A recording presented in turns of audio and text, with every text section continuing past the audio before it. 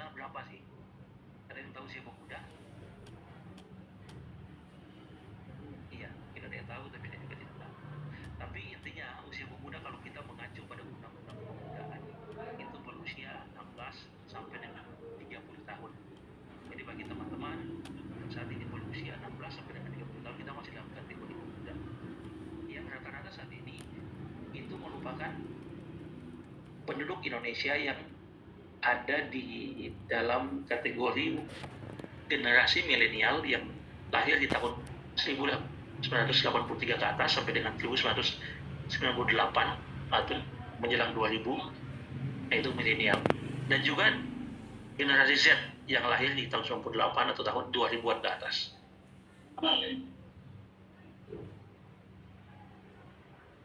Nah, ini yang pertama, kapasitas kelembagaan. Kita berharap ada penguatan koordinasi di lintas sektor untuk pelayanan kepemudaan, termasuk mendorong regulasi di tingkat daerah. Jadi kita lagi mendorong regulasi di tingkat daerah. Saat ini kita lagi gencar juga mendorong daerah, pemerintah daerah untuk menuntaskan rencana aksi daerah atau RAD pelayanan kepemudaan. RAD layanan kepemudaan ini bertujuan untuk mengintegrasikan semua kegiatan kepemudaan dalam satu tempat sehingga lebih mudah untuk melakukan harmonisasi atau integrasi. Sebagai contoh, di Kementerian Pertanian itu ada program untuk petani pemuda itu. Kemudian di Kominfo ada literasi digital untuk generasi muda. Kemendikbud misal ada juga program literasi budaya untuk generasi muda. Nanti kemudian lewat RAD atau rencana aksi nasional, kemudian turunannya rencana aksi daerah pelayanan kepemudaan, nanti itu akan diintegrasikan semua.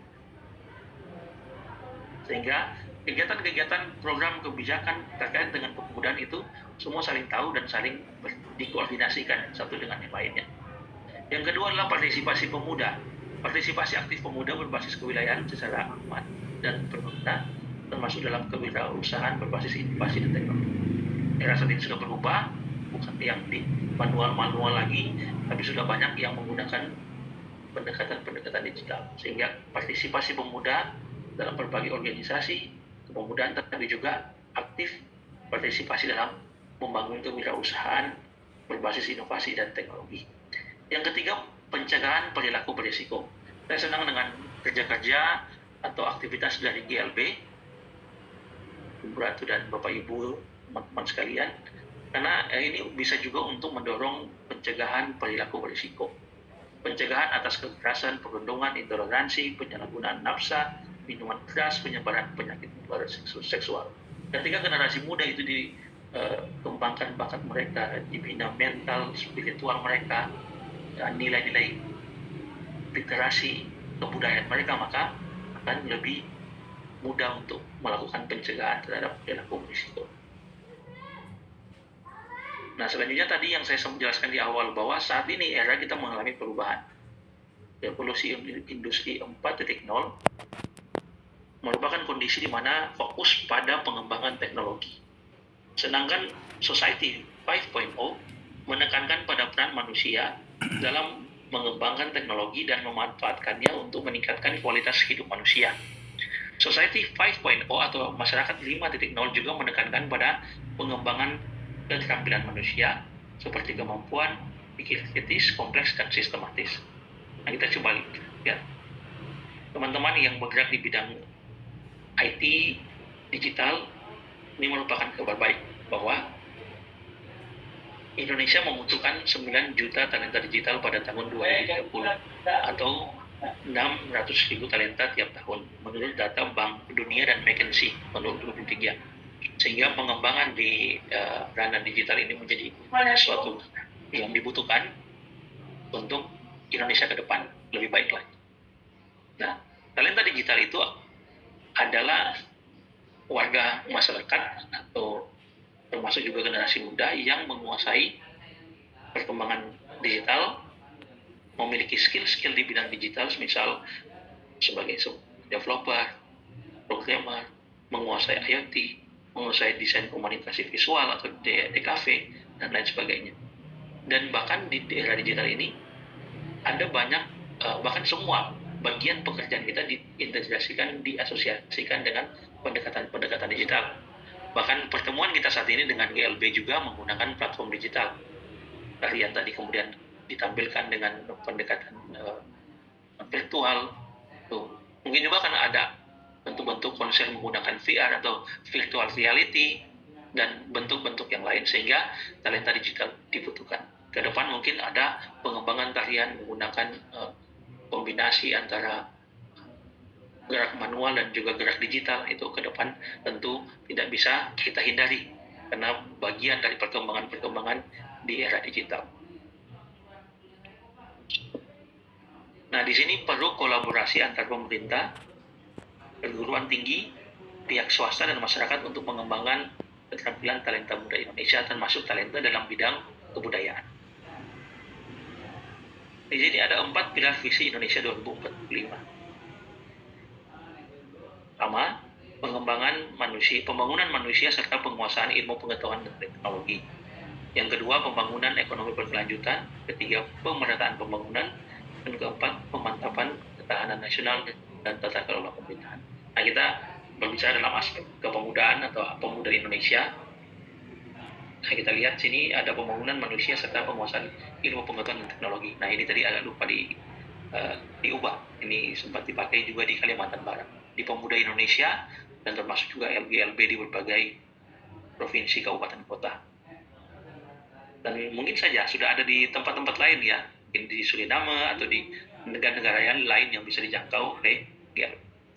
Melansir data kependudukan Direktorat Jenderal Kependudukan dan Pencatatan Sipil atau Dukcapil, Kementerian Dalam Negeri, jumlah penduduk Indonesia mencapai 280,73 juta jiwa pada Desember 2023. Nah, di sini ketika kita melihat di masa era bonus demografi ini,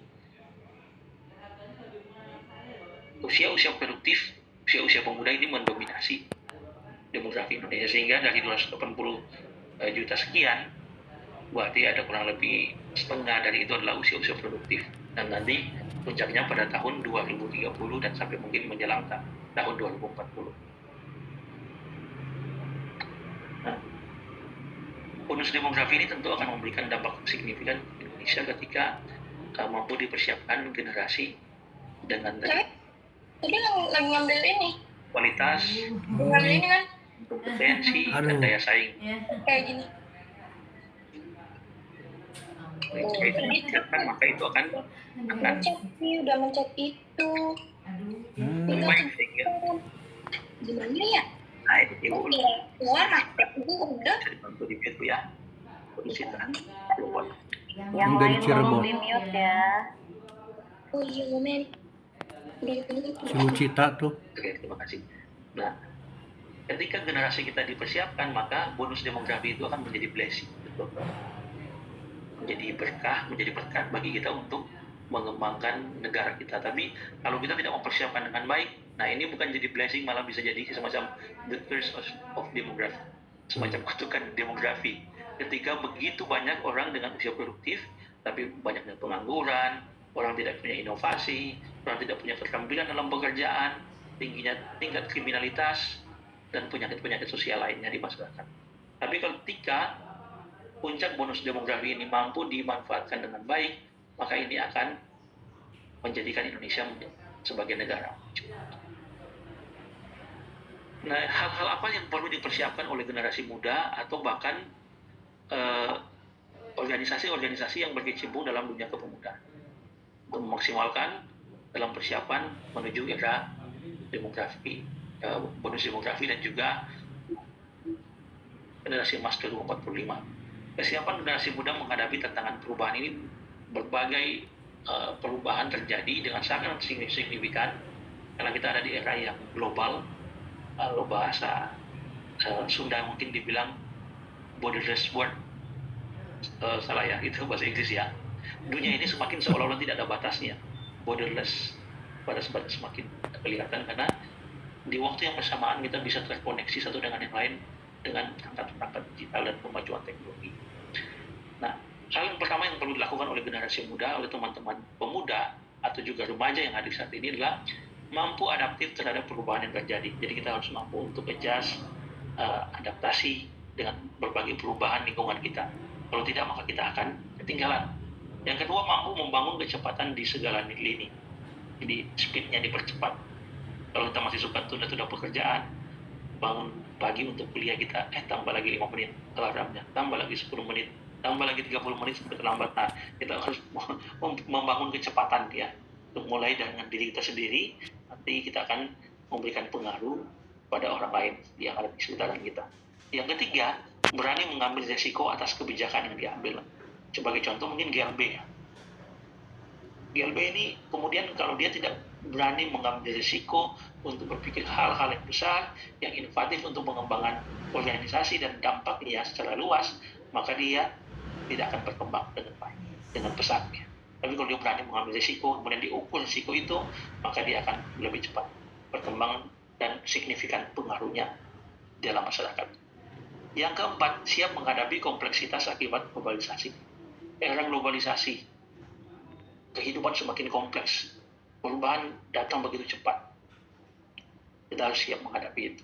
Yang kelima, siap merespon kejutan-kejutan yang akan terjadi akibat kemajuan teknologi baru. 2 atau 3 tahun yang lalu kita belum terlalu mengenal yang namanya Zoom Cloud Meeting.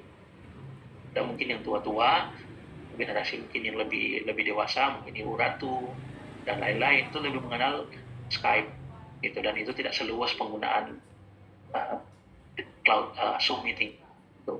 Kemudian perkembangan, ada Zoom Cloud Meeting, ada Google Meet, berkembang juga ada Meta, ada Metaverse, ada virtual reality, ada TikTok dan lain sebagainya. Nah, kejutan-kejutan akibat kemajuan teknologi baru ini, termasuk juga media-media baru, perlu untuk kita siap untuk meresponnya. Kalau tidak, maka kita akan ketinggalan. Sebagai contoh kita melihat, yang dulu ada mengenal merek Nokia, tapi saat ini mungkin teman-teman yang milenial atau sebagian milenial dan Z tidak mengenal lagi itu Sony Ericsson, Siemens dan sebagainya. Mereka tidak melakukan kesalahan, tapi mereka tidak melakukan inovasi atau absen dalam melakukan inovasi. Kita lanjut. Jadi setelah ini kita bisa banyak berdiskusi. Dorongan untuk berpikir kritis dan berinovasi. Nah, saya akan cepat-cepat saja ini bahwa di situ ada jaminan atas kebebasan berpikir dan berinovasi. Kemudian kita perlu mengkritisi dan mengantisipasi terjadinya disrupsi informasi, di mana kebencian dan berita bohong mudah disebarkan. Saat ini era disrupsi, informasi datang begitu cepat, sehingga kita perlu memiliki kemampuan untuk memfilter informasi itu. Kalau di Kominfo itu ada beberapa pendekatan yang dilakukan, semisal digital ethics, digital culture, digital skills. Nah, itu untuk memberikan kemampuan literasi bagi kita untuk menyaring berbagai informasi, sehingga kita tidak terjebak pada kebencian dan berita bohong yang disebarkan di dunia maya atau media sosial. Yang ketiga, penting untuk membangun ekosistem yang sehat dengan memanfaatkan informasi yang kredibel dari hasil berpikir kritis. Jadi kita sebaik mungkin untuk menggunakan informasi-informasi yang kredibel berdasarkan fakta dan data, bukan informasi-informasi yang bohong ya. Yang keempat adalah kolaborasi dan sinergi untuk mendorong inovasi untuk menjawab permasalahan dan pembangunan berkelanjutan di berbagai sektor. Nah, saya teringat ada kata-kata bijak seperti ini: kalau kita ingin berlari jauh, kita bisa lari sendiri. Tapi kalau kita ingin berlari sangat jauh, maka kita harus lari bersama-sama. Itu kalau di lomba lari itu namanya lari maraton. Kolaborasi dan sinergi untuk mendorong inovasi itu sangat dibutuhkan di era saat ini. Kalau kita masih senang dengan single fighter gitu ya, nah itu di era saat ini tidak akan terlalu maksimal apa yang kita kerjakan. Tapi kalau kita kemudian bekerja dalam tim, dalam kolaborasi dan sinergi, itu akan lebih baik ke depan. Ada 3 zona dalam membangun keberanian pemuda, teman-teman pemuda. Yang zona pertama, takut terhadap kondisi yang tidak nyaman, takut dianggap berbeda, dan takut terhadap reaksi yang tidak diinginkan. Jika berhasil menaklukkan zona ini, kita adalah pribadi yang pemuda. Jadi kalau kita sudah bisa menaklukkan yang ini, maka kita menjadi pribadi yang pemberani. Zona yang kedua,